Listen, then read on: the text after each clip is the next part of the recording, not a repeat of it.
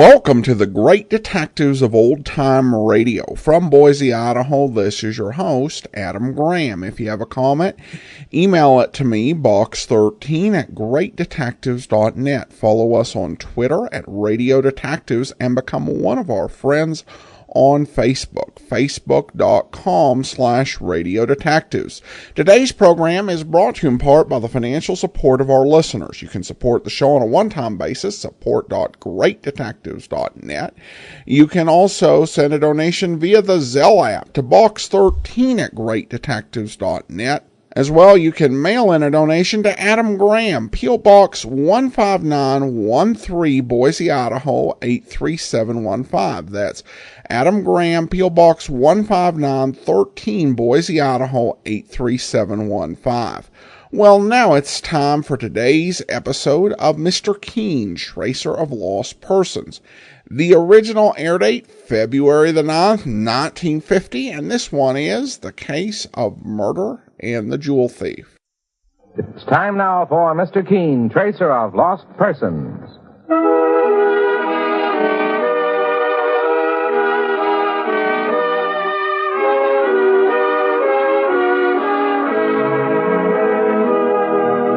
Ladies and gentlemen, Anison and Kalinos present Mr. Keen, Tracer of Lost Persons, one of the most famous characters of American fiction and one of radio's most thrilling dramas. Tonight and every Thursday at the same time, the famous old investigator takes from his file and brings to us one of his most celebrated missing persons cases.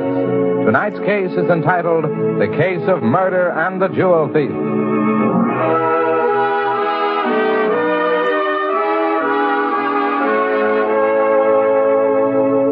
Physicians and dentists have had much to do with spreading the fame of Anison. Many have been giving their patients Anison tablets in envelopes for years. These people know how incredibly fast Anison acts to relieve the pains of headaches, neuritis, or neuralgia.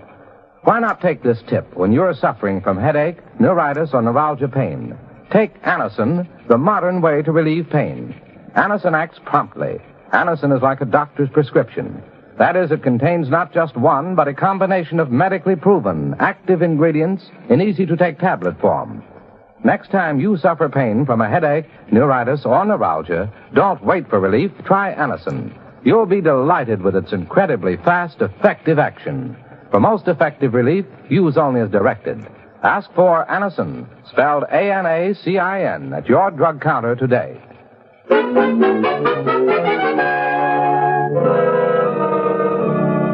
Now for Mr. Keen and the Case of Murder and the Jewel Thief. Our scene opens in the office which Mr. Keen, the great investigator, shares with his friend and partner, Mike Clancy. The telephone is ringing, and as Mike reaches for the receiver, he is unaware that he's about to raise the curtain on a startling drama. Mr. Keen's office. Is this Mr. Keen? No, this is his partner, Mike Clancy, speaking. May I talk to Mr. Keen? It's very important. Well, who's calling, please? Tell him it's Mr. Carl Rollins. Well, just a second. Mr. Keen? Yes, Mike? There's a fellow named Carl Rollins who wants a word with you. He says it's important. Carl Rollins? All right, Mike, I'll take it. Hello? Mr. Keen? Yes? This is Carl Rollins. I've got to see you right away. In regard to what, Mr. Rollins? Well, I can't talk about it now over the phone, but if it means anything to you, I'm also known as Kansas Carl. Kansas Carl? Saints preserve us, Mr. Keen. But isn't Kansas Carl the jewel thief the cops have been after for months? Just a moment, Mike. Hello, Mr. Rollins. Yes, Mr. Keen. Where are you calling from? My room's on 10th Street, number 892, apartment 4D. All right. You'll wait there for me? Yes, what? Mr. Rollins. Hello. Hello. What happened, boss? I'm sure I heard revolver shots, Mike. We've got to get over to Rollins' apartment right away.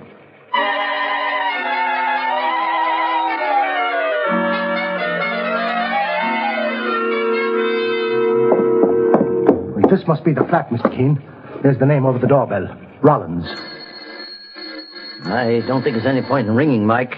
If the door isn't open, we'll have to break it down. It's open, boss. Well, let's go in and keep your gun handy, Mike. Right, boss. The room is empty, Mr. Keen. So it seems, Mike.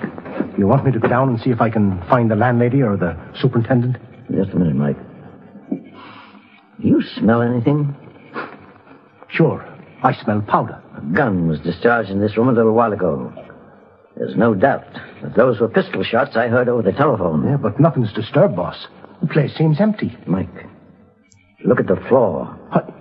There's blood running along the crack in the wood there. It's coming from under that couch. Quickly, Mike. Pull the couch away from the wall. Yes.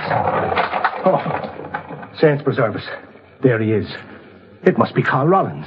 With 2 bullets in his head. He's dead, Mike. I'll see if I can find an identification on him. He's got a wallet in his pocket, Mr. Keene. And a little notebook with some addresses in it. Well, let me have the wallet, Mike. It identifies him as Carl Rollins, the man who phoned our office. He was shot down before he could say why he got in touch with me. Well, it beats me, Mr. Keene. This fellow was wanted in half the states in the country for jewel robberies. Yes, Kansas Carl was known as the society jewel thief. Well educated, with impeccable manners, he'd impress rich people and then rob them. But why should he get in touch with you, Mr. Keene? Sure, and he'd have known you'd turn him into the police at the drop of a hat. Exactly. Maybe that's just why. There's someone at the door, boss. Before you answered, Mike, pull that couch back and hide the body once more. I'll put a chair over the bloodstain on the floor. Okay, sir. There. All right, Mike. Now you can open the door. Oh, I beg your pardon. I must have the wrong apartment. Just a moment, madam. Whom did you want to see? Oh, Mr. Rollins. You have the right place. Please come in. Let me introduce myself. My name is Keene, and this is my partner, Mr. Clancy. Mr. Keene, the famous investigator. And who are you, may I ask? Mrs. Andrea Mitchell. I'm a good friend of Mr. Rollins. But why are you here? Has something happened to Carl? I'll explain in just a moment. First, I'd like you to tell me, how long have you known Carl Rollins?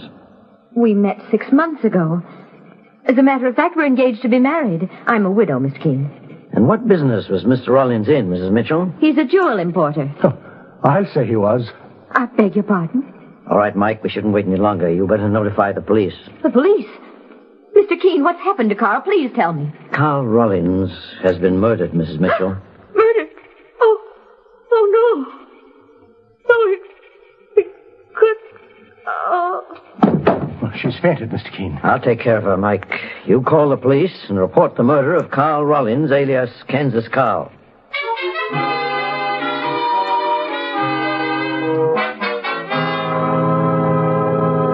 Are you feeling stronger, Mrs. Mitchell? Mr. Keene, you said that Carl... We found his body in his apartment here just a few minutes before you came in. Well, Lieutenant Hale of the homicide squad said he'll be down right away, boss. All right, Mike. Where is Carl's body, Mr. Keene? Perhaps you better not see him, Mrs. Mitchell. Remain where you are in that chair until you feel better. Who killed him? Carl had no enemies. His life was above reproach. Mr. Keene, either the lady never knew what was going on, or she's a pretty good actress. Never knew what? Mr. Keene, what does Mr. Clancy mean? Carl Rollins was a well-known jewel thief, Mrs. Mitchell. The police have been after him for months. Oh, no. No, I don't believe it. It happens to be true. But Carl loved me. He was a respectable man, Mr. Keene. He couldn't... His respectability was just a pose, Mrs. Mitchell. However, I have a feeling perhaps his life had changed sometime before he died. But I'm afraid you'll have to answer a great many questions for the authorities. You don't think they connect me with... With Carl Rollins' past? Perhaps they might. However, if you confide in me, Mrs. Mitchell, I may be able to help you. Well, there's so little I can tell you, Mr. Keene. I met Carl at a dinner dance 6 months ago, given by Mrs. Arthur Van Burton. The wife of the banker? Yes. I'm fairly well known in the city, Mr. Keene. My late husband was Elliot Mitchell, the art dealer. When I met Carl Rollins, he was introduced as a jewel importer. I had no idea... He was actually a world-famous jewel thief. He was very clever about hiding his real identity. We saw a great deal of each other for several months. And then Carl proposed to me. I accepted. And I told my daughter we were getting married in a month. I see. Jean, my daughter is only 17, Mr. Keene. She's at a finishing school in Vermont. I don't know what will happen when all this notoriety comes out.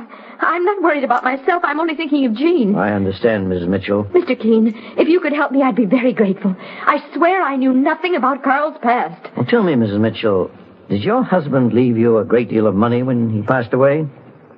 Oh, no, he didn't. He left debts. Debts I had to pay off with most of his insurance. Did Carl Rollins know about that? Yes, I told him. And he still wanted to go through with the wedding? Oh, yes, Mr. Keene. To tell you the truth, I had to borrow money from him in order to send my daughter back to school. Kansas Carl giving money away? Sure, that takes the cake, Mr. Keene. Mike, I have a hunch that something happened to Carl Rollins' character recently. I believe he changed from being a ruthless thief to a decent citizen. That may have been the reason he got in touch with me before he was murdered. Mr. Keene, I swear to you that there was nothing but good in Carl when he died. You've got to believe that. Because if you don't, I know you won't believe my story. And I need your help desperately for my daughter Jean's sake as well as my own. There's just one thing more I want to ask you, Mrs. Mitchell.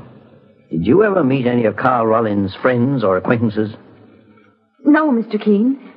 But there was one woman he spoke of. A woman named Grace Bentley.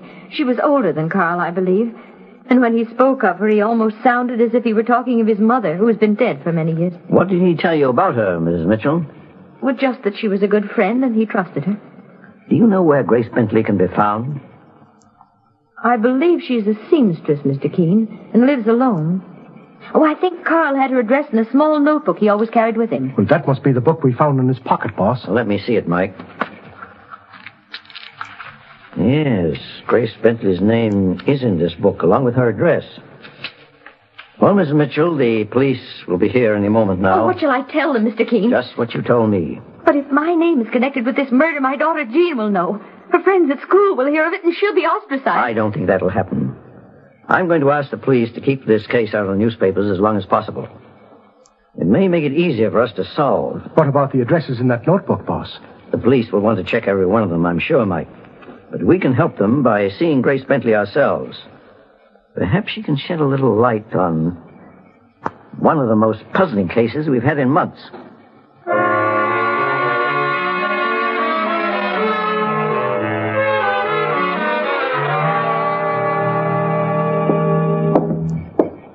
Well, the number on Miss Bentley's letterbox outside was 12, Mr. Keene. This apartment is number 12, Mike.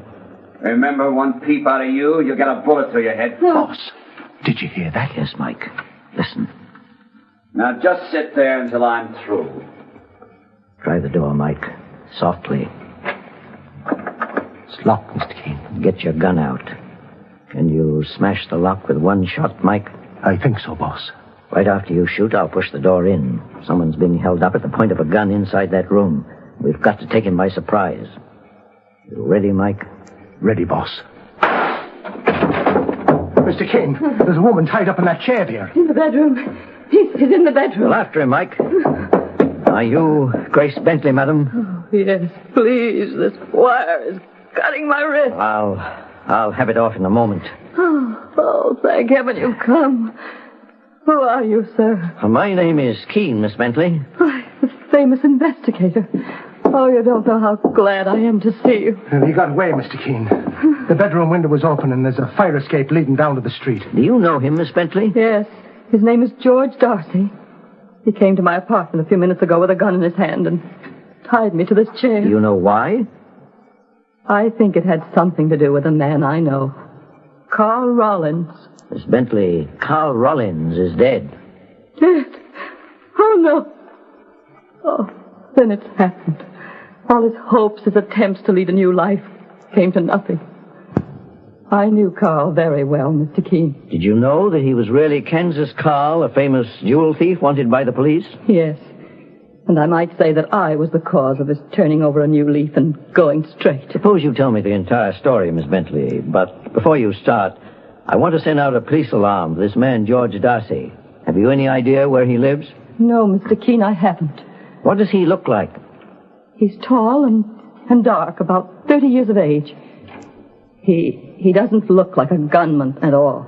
Telephone that description into the police, Mike. Right, boss. Meanwhile, Miss Bentley can tell me what she knows about Carl Rollins. You know, the more this murder case progresses, the more convinced I am that the final picture may be an amazing one. In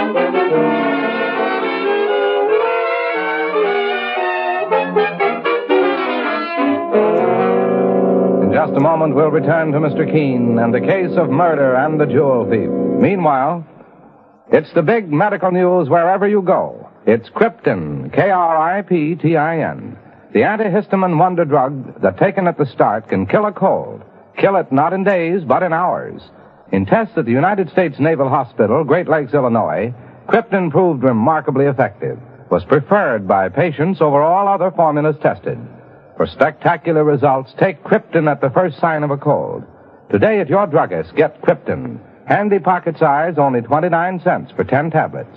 Bottle of 50 tablets, only 98 cents. Less than 2 cents a tablet. Now back to Mr. Keene and the case of murder and the jewel thief.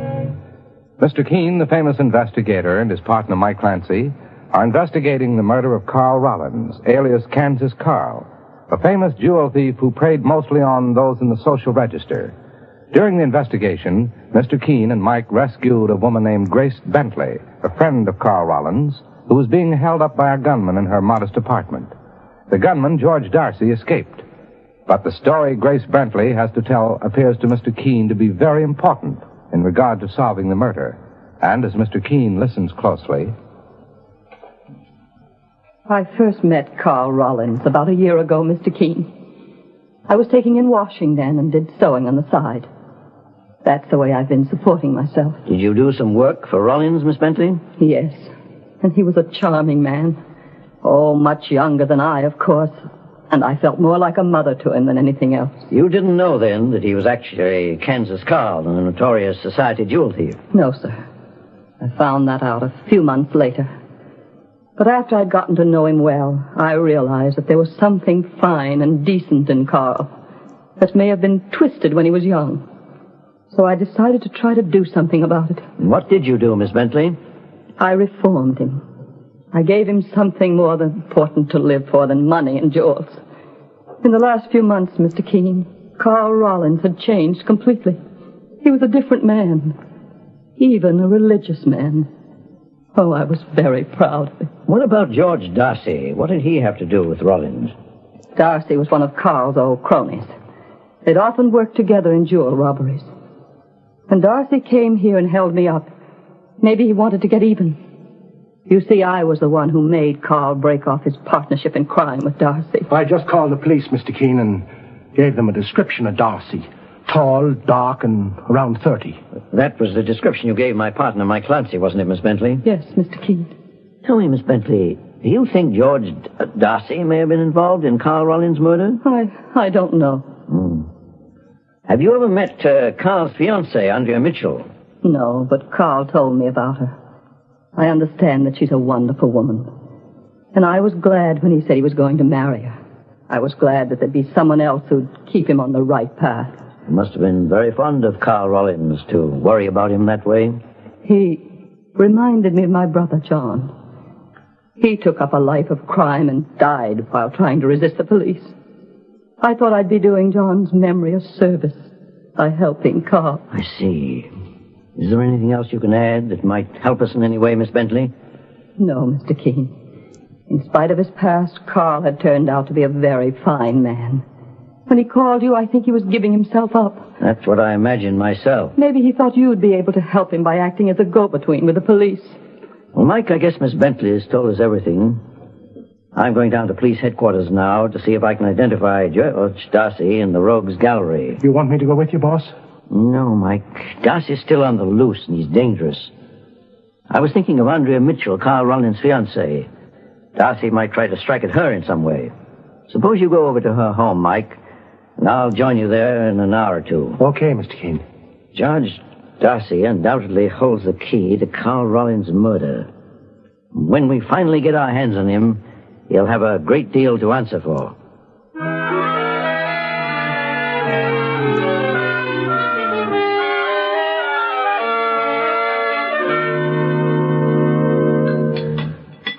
Will you have another cup of coffee, Mr. Clancy? No, thanks, Mrs. Mitchell. Do you mind if I smoke, ma'am? Please do. I'm very grateful to Mr. Keene for sending you over to my home. Even though I never met this man, George Darcy, he worries me. After what you told me about him. Well, Mr. Keene himself will be here any minute now. Sure, and is that a picture of your daughter, ma'am? Yes, that's Jean. She's 17. That picture was taken just before her father died. Aye, she's a fine-looking girl. Oh, someone's at the door. It must be Mr. Keene. Just a second, Mrs. Mitchell. Mr. Keene wouldn't try to come in without ringing first, unless it was an emergency. There's the doorbell now. Well, I'll go out, get out of sight behind them drapes there, just to be on the safe side. Oh, Mr. Clancy, you think it may be... Now, just answer the door, Mrs. Mitchell, like you were here alone. Let me do the rest. One scream and I'll shoot, lady. Get inside. Okay. Where is it? Where's what? The loot. And don't fool with me, I want it all. I don't know what you're talking about. You and Kansas Carl were going to be married. He must have told you what he did with his stuff. Who did he give it to? Where is it? Stand still, mister. Don't raise that gun or I'll pull this trigger. Drop it. Drop your artillery on the floor. Now just put your hands behind your back. I'll slip a nice pair of shiny handcuffs on them.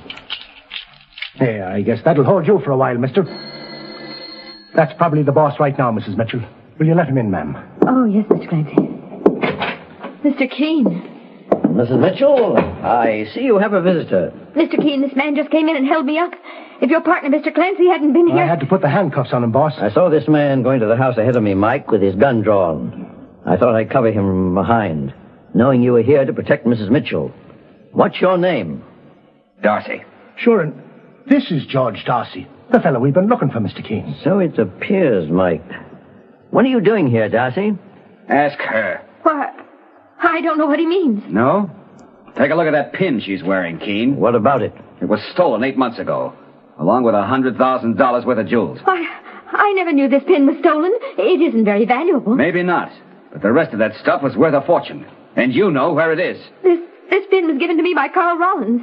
I never dreamed it was stolen. I'm afraid it could make you an accessory, Mrs. Mitchell. However, by accusing you, George Darcy has opened himself to suspicion of murder. What? Darcy, you thought Mrs. Mitchell was hoarding some of your ex-partner Carl Rollins' stolen loot.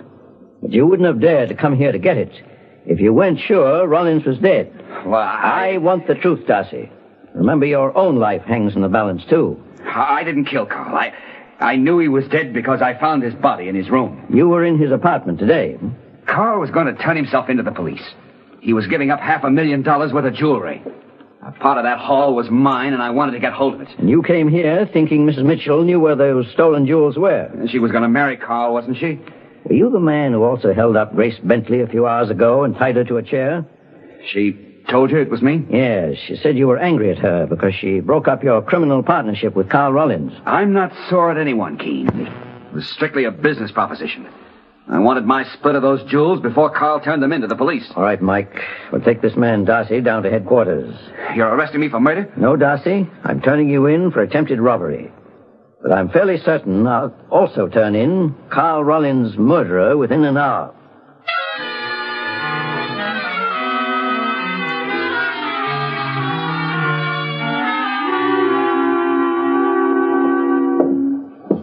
The lock on that door is still broken, Mike.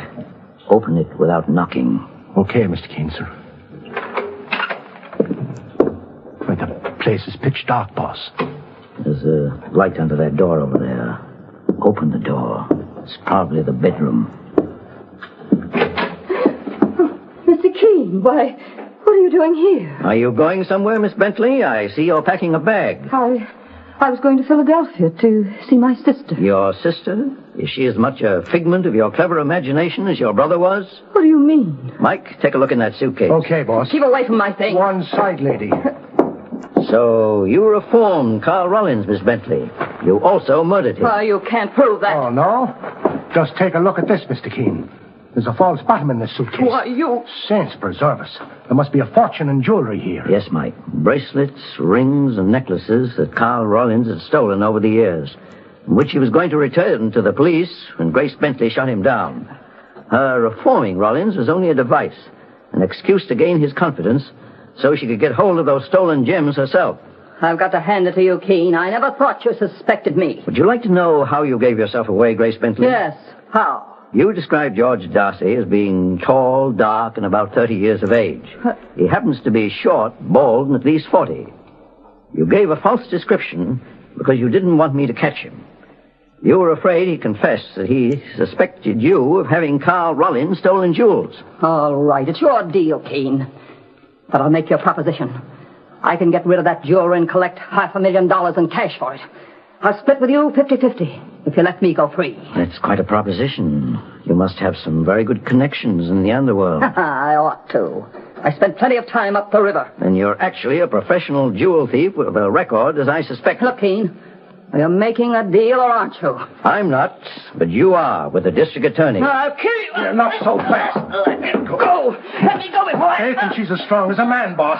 If she wants to do a little wrestling, she can wrestle with these handcuffs. The handcuffs will hold her, Mike, until we replace them with iron bars. Miss Bentley did a good job of reforming Carl Rollins. But I think his love for Andrea Mitchell had more to do with his decision to turn over a new leaf. But as far as I can see, there's only one reform for you, Grace Bentley, and that's the death sentence.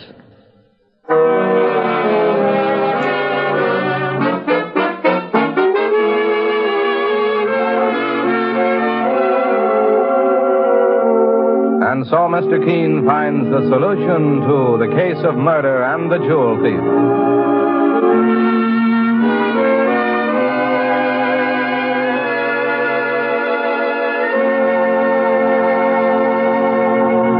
The next time you're suffering from the pains of headache, neuritis, or neuralgia, try Anacin. You'll bless the day you heard of this incredibly fast way to relieve these pains. Now, the reason Anacin is so wonderfully fast-acting and effective is this. Anacin is like a doctor's prescription. That is, Anacin contains not just one, but a combination of medically proven, active ingredients in easy-to-take tablet form. Thousands of people have received envelopes containing Anacin tablets from their own dentist or physician, and in this way have discovered the incredibly fast relief Anacin brings from pain of headache, neuritis, or neuralgia. So next time such pains strike, take Anacin. For most effective relief, use only as directed. Your druggist has Anacin in handy boxes of 12 and 30, and economical family-size bottles of 50 and 100. The name is Anacin, A-N-A-C-I-N.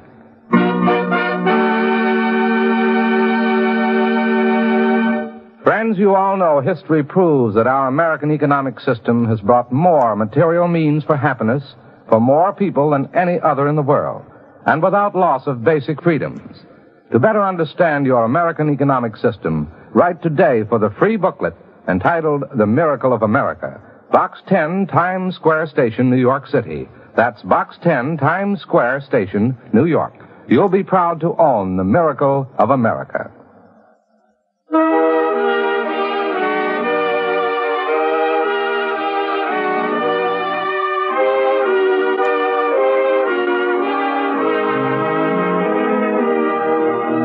Mr. Keene, Tracer of Lost Persons, is based on the novel Mr. Keene. The radio sequel is originated and produced by Frank and Ann Hummert.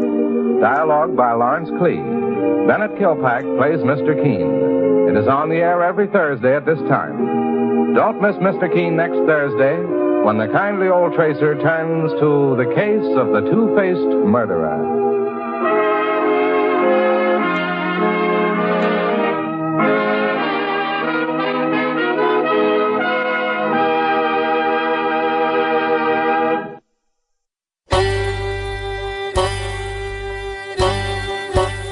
Hi, this is Andrew from OTRWesterns.com. I wanted to invite you to come take a look at our site where we put out podcasts of old-time radio westerns. Check us out at OTRWesterns.com. You're listening to The Great Detectives of Old-Time Radio with Adam Graham. Now let's get back into the show.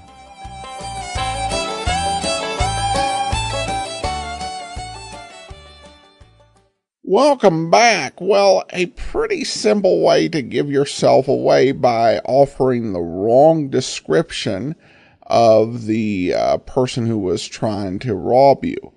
Anyway, we turn now to listener comments and feedback, and have this comment from Daniel, who writes, Adam, in this episode, one of your listeners commented on why there are so many uses of full names of characters used and repeated, as well as frequent referring to Mr. Keene as the famous investigator. A long time ago, I read an explanation that this was done so that anyone tuning in partway through the episode could immediately know what program they were listening to, as well as being able to pick up what's going on plot-wise. This was a technique you often used in writing soap opera scripts for the same reasons. And as you know, Frank and Ann Hummert produced soap operas for years, so they were applying the same formula to their crime dramas. The same technique can be heard in Inspector Thorne, another Hummert production. Well, that's a good explanation. I think that definitely does make sense for soap operas, because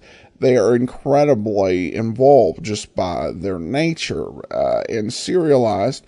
So if you miss a day, or if you are just kind of, searching the radio dials and you decide, I think I'll go ahead and listen to this, try out this soap opera, there's so much dense continuity. Who are these characters? How do they relate to each other? That it just does make sense to explain that. I think this also, when you think of Mr. Keene, this is something that would have made sense in the early days, since Mr. Keene was serialized. And so you were dealing with about four-part episodes, I think tended to be the norm. So you had to be able to use that same method. And certainly it makes sense for Frank and Ann Hummert to have this as just a standard expectation for all their scripts, since they did so many soap operas and relatively few mysteries. You had not only, Mr. Keene, you had Mr. Chameleon, and then you had the CBS mystery theater programs. And to one extent or another, all of those programs had those same sort of tics that were so emblematic of the Hummert style. And I think in context, thinking about it, it does make sense as to why this is done. In isolation, it seems weird to have that on a mystery program that's a self-contained half hour. Certainly, it's not weird to have them do a recap of the case and what's going on, because you even hear that on Rocky Jordan, where somebody tuning in the middle of Rocky Jordan will find out, okay, well, this is what's happened and this is what Rocky is doing. But the full names and repetition of a lot of the details that you get on Mr. Keene doesn't particularly serve the plot well, because we're dealing with characters who the only people who are going to be back next week are Mr. Keene and Mike Clancy. But it continues just because it's just the style that they do things in. Thanks so much for the comment, and that will actually do it for today. Join us back here tomorrow for That Strong Guy, and we'll be back next Monday with another episode of Mr. Keene, Tracer of Lost Persons. In the meantime, send your comments to box13@greatdetectives.net. Follow us on Twitter at Radio Detectives, and become one of our friends on Facebook, facebook.com/Radio Detectives. From Boise, Idaho, this is your host, Adam Graham, signing off.